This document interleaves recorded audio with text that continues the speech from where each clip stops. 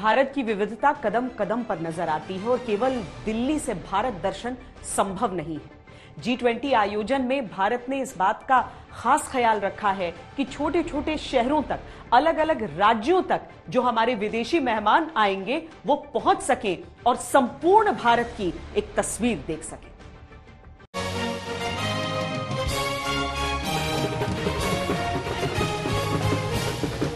ये प्रेमपूर्ण जो आप लोगों ने स्वागत किया है हम सबका, बहुत दिल को छूने वाला है।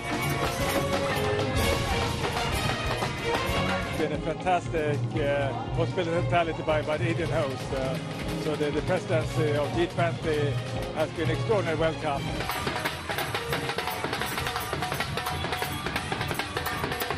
Overwhelmed that India has chosen Oman as a guest country. It's fantastic. It is a very warm welcoming, and I am very happy to be here this year. India will take the presidency. Really great to be here. The reception is so wonderful, so lovely. कहते हैं जो दिखता है वही बिकता है। ये बात पीएम मोदी समझते हैं, तभी तो वो दुनिया के सामने भारत दिखा रहे हैं। बड़े बड़े शहरों में होने वाले वर्ल्ड क्लास सम्मेलन अब छोटे छोटे शहरों की तरफ चल दिए हैं। पीएम मोदी इस बार दुनिया से आए लोगों को इंडिया का टूर करा रहे हैं।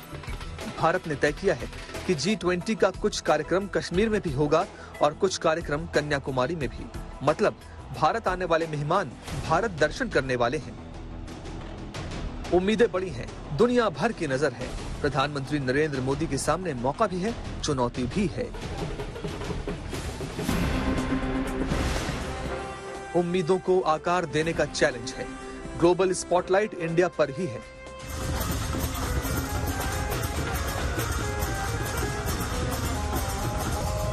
अलग अलग राज्यों में सम्मेलन की शुरुआत हो चुकी है। हिंदुस्तान के अलग अलग राज्यों में 30 नवंबर 2023 तक 56 से ज्यादा अलग अलग शहरों में G20 के 200 से ज्यादा सम्मेलनों का आयोजन हो रहा है। 9 से 10 सितंबर को दिल्ली में दुनिया के 20 देशों के हेड ऑफ द स्टेट एक दूसरे से मिलेंगे। यानी ये वो समय होगा जब पीएम मोदी के नेतृत्व में हिंदुस्तान एक इंटरनेशनल मंच पर दुनिया के सामने तरक्की की नई तस्वीर पेश करेगा। इस बैठक में अमेरिका भी होगा, ब्रिटेन भी, चीन भी और रूस भी। यानी दुनिया में दबदबा रखने वाली तमाम महाशक्तियों के बीच भारत को G20 के लिए भविष्य का एजेंडा सेट करने की पहल करनी है। Really great to be here. The reception is so wonderful, so lovely.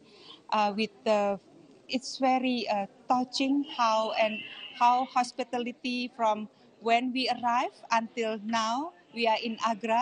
We are really looking forward to work together with G20 Empower India as a troika, and how we can move forward and to empower for women economic progression and representation. अच्छा लगा यहाँ आके। तो आगरा तो प्रेम का प्रतीक है, यहाँ पे ताजमहल है।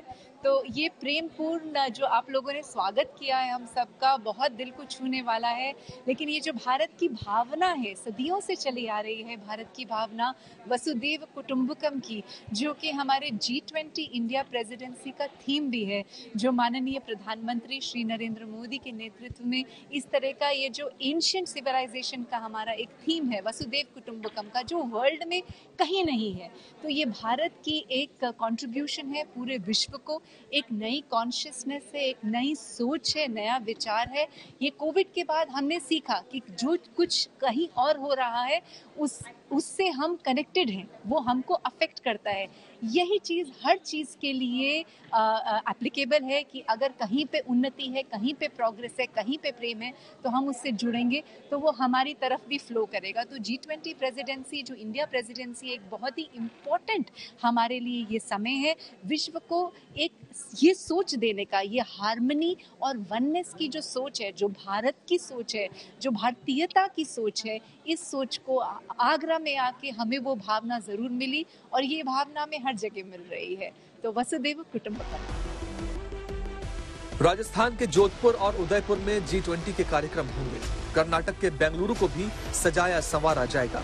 उत्तर प्रदेश के नोएडा, लखनऊ और वाराणसी में कार्यक्रम है। मुंबई और पुणे में भी विदेशी मेहमानों का जमावड़ा लगने लगा है। तिरुवनंतपुरम, चेन्नई और चंडीगढ़ भी स्वागत के लिए तैयार हैं। इंदौर और खजुराहो भी सजाए गए हैं।